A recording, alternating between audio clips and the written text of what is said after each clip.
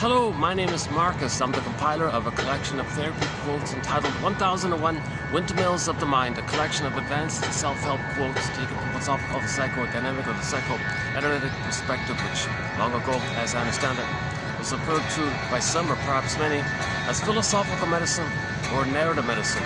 We want to narrativize, put into story form so much of ourselves that is a part of our story, but it's unknown to us. Our traumatic script, our internal working model, our blueprint, and endopsychic structure, intrapsychic structure.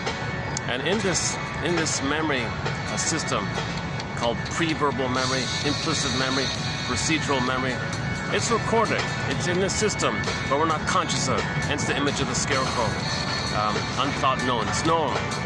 So this a major part of our story is unknown to us. Now, what if this major part is based on a lot of trauma, a lot of unresolved issues, a lot of deep existential conclusions made by the baby during that time, and because of those conclusions and because of those fears, the system, the person wants to get out of that trauma, wants to get out of that unconscious psychic pain. Yes, it's numbed over by the mercy of the swoon, the endorphins, but the wiring is still there. That means what happened was our budding beauty, our emerging self, didn't get a chance to be with us.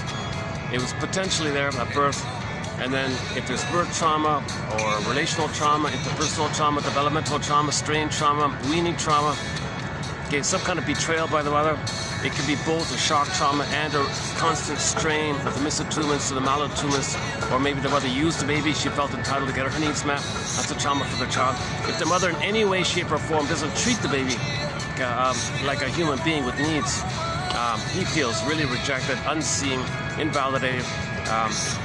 So he remembers the mother doing that to him and how he felt. And he's going to cope with it with psychic splitting, okay, identification with the aggressor, and a few other tricks of the mind to cope with the pain.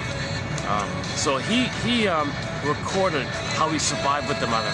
That story is unknown to us, but that story is driving us, because that unknown story is compelling us to reenact that scene in the present with others, like a theater thing, because that part of the brain doesn't know time. All time is that time.